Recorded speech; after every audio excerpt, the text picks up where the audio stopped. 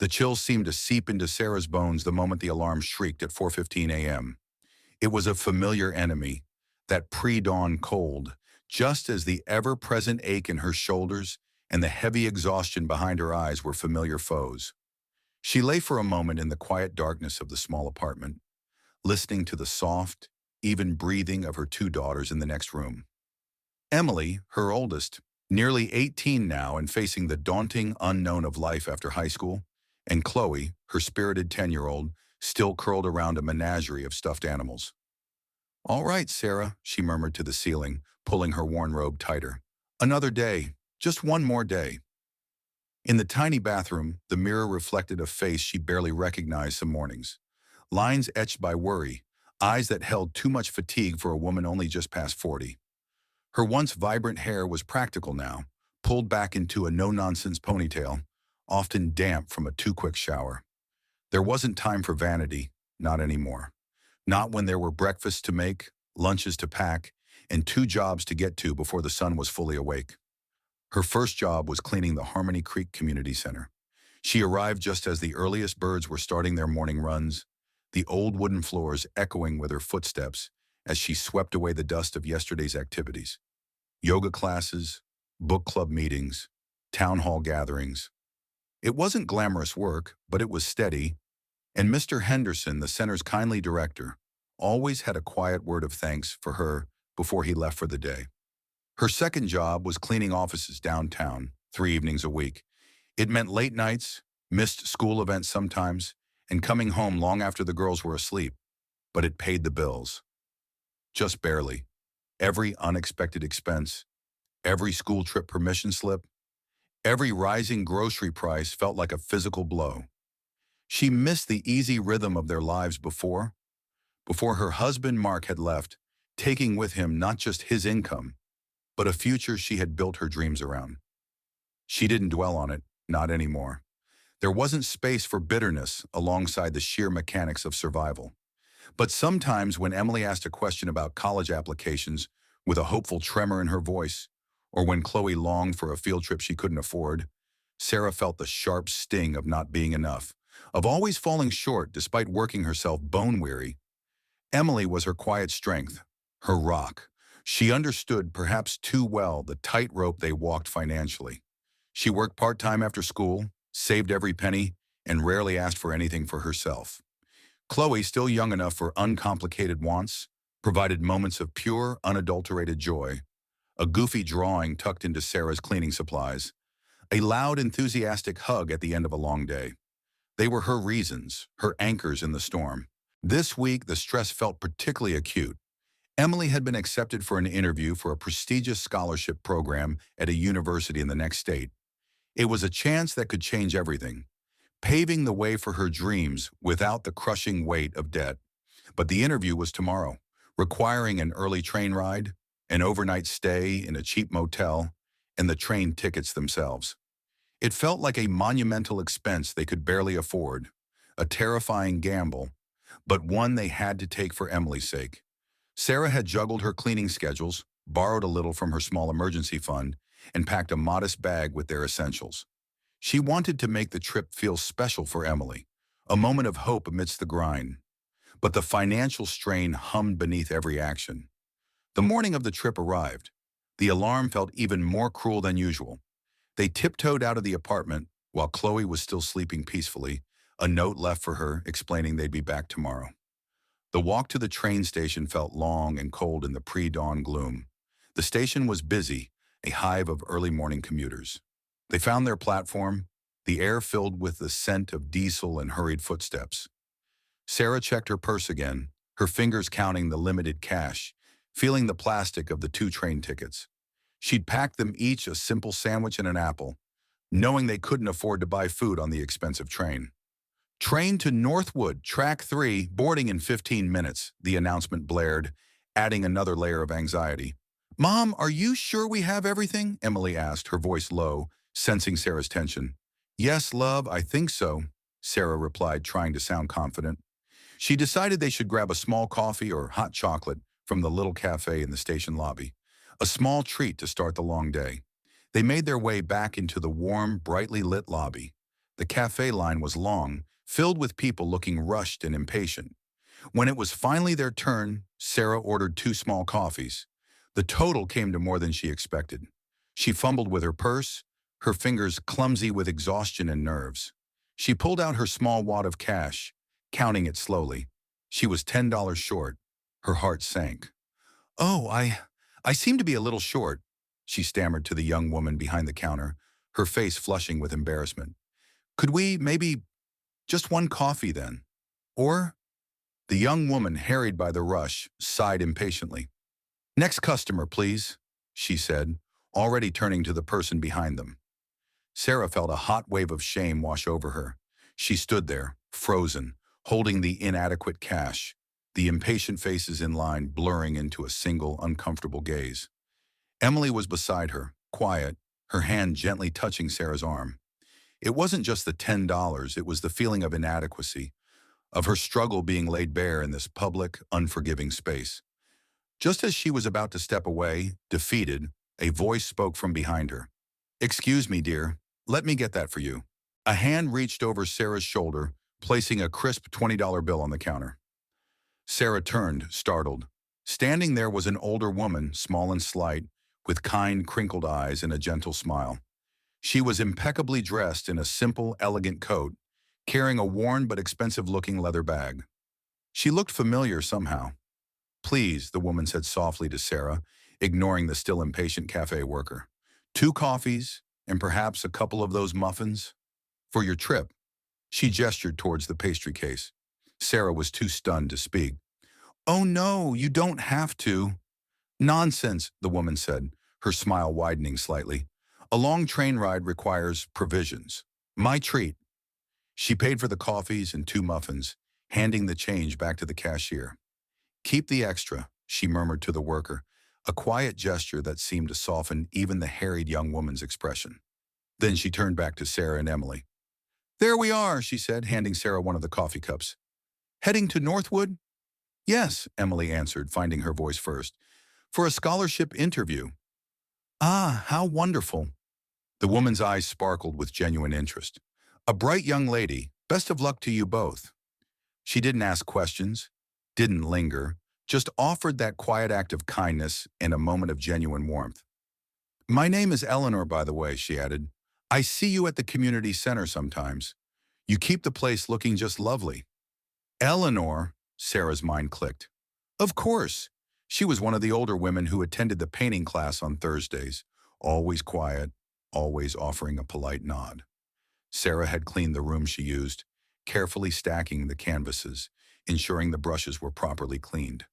Eleanor had seen her, not just as the invisible cleaner, but as a person. "Thank you, Mrs. Eleanor," Sarah stammered, still holding the warm coffee cup like a lifeline. "That was, so kind of you. I don't know what to say." "No need to say anything, dear," Eleanor said, her smile reaching her eyes. "Just take care and wish your daughter the very best." She gave a final, gentle nod and moved away towards her own platform, melting back into the crowd. Sarah and Emily stood there for a moment, the warmth of the coffee spreading through Sarah's hands. The weight of the muffins in the small bag, a tangible symbol of unexpected grace. The embarrassment of moments before was replaced by a profound sense of gratitude, and something else, a feeling of being seen. "Wow, Mom," Emily whispered, a look of awe on her face. "She was so nice." "Yes, she was," Sarah agreed, her voice thick with emotion. "More than nice." The train ride felt different. The small act of kindness had lifted a weight Sarah hadn't realized how heavily she was carrying. The coffees and muffins weren't just food. They were nourishment for the soul, a reminder that even in moments of despair, unexpected light could break through. They talked about Eleanor, wondering about her story, her journey. The interview went well. Emily was radiant, confident, her potential shining through. They returned the next day, tired but hopeful. Life slipped back into its usual demanding rhythm. The early mornings, the cleaning, the endless juggling of bills. But something had shifted within Sarah. The encounter with Eleanor had chipped away at the feeling of invisibility. A few days later, back at the community center, Sarah saw Eleanor arriving for her painting class. As Eleanor passed the supply closet where Sarah was gathering her cleaning cart, Sarah hesitated for a moment, then stepped out. "Eleanor?" she said softly. Eleanor turned, her eyes lighting up with recognition. "Ah, hello, dear. Back from your trip. How did the interview go?" She remembered. They talked for a few minutes. Sarah shared how well it went, expressing her renewed hope. She again tried to thank Eleanor for her kindness at the station. "As I said, dear, no need," Eleanor smiled. "We all need a little help sometimes. I've had my share of moments when a little bit of unexpected grace made all the difference." She didn't elaborate, but her words resonated deeply with Sarah. This wasn't a one-time exchange. Over the next few weeks and months, a quiet connection formed between them. Eleanor would arrive for her painting class a little early, sometimes finding Sarah finishing her cleaning. They would chat. Eleanor would ask about the girls, about school. Sarah, cautiously at first, would share small snippets of her life. Eleanor listened without judgment, offering quiet encouragement. Sometimes Eleanor would leave a small bag on Sarah's cleaning cart, a few perfect apples from her garden, a slice of homemade cake, a book she thought Sarah might enjoy. Small gestures, freely given, asking for nothing in return.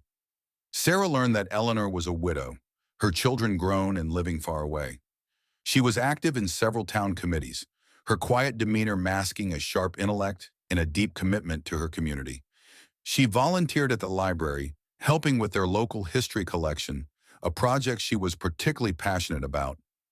Eleanor, in turn, observed Sarah. She saw the quiet dedication in the way she cleaned, the meticulous care she took with the community center, the sparkle in her eyes when she spoke of her daughters. She noticed the way Sarah would sometimes straighten a crooked picture frame even when she wasn't on the clock, or how she'd carefully arrange the returned library books left in the center's drop box. She saw strength, intelligence, and reliability beneath the surface of the woman everyone else saw simply as the cleaner. One afternoon, Eleanor found Sarah in the main hall, carefully polishing the already gleaming trophy case. "Sarah," she said gently, "may I speak with you for a moment?" Sarah turned, a little surprised by the seriousness in Eleanor's tone. "As you know, I spent a good deal of time at the public library," Eleanor began. "They are undergoing a significant reorganization of their administrative structure. A new position has been created, a library assistant role. It involves managing schedules, assisting with cataloging, helping patrons, and ensuring the overall smooth running of the front desk and office." Sarah listened, unsure why Eleanor was telling her this. "It requires someone organized, reliable, with a keen eye for detail," Eleanor continued, her gaze steady on Sarah. "Someone who understands the importance of order and care. Someone who can manage multiple tasks with quiet efficiency." She paused, her smile returning, warmer this time. "It requires someone like you, Sarah." Sarah's breath hitched. "Me? Eleanor, I, I'm a cleaner. I don't have the experience for something like that." "You have exactly the experience needed," Eleanor countered gently but firmly. "I have watched you, Sarah. Noticed the care you take with this entire building. Heard the way you speak about your daughter's needs, the way you organize your time, your quiet resilience. You have the skills, perhaps not a piece of paper listing them, but you live them every single day." Eleanor had already spoken to the library director, a thoughtful woman named Mrs. Albright, describing Sarah's character, her work ethic at the community center, her clear intelligence.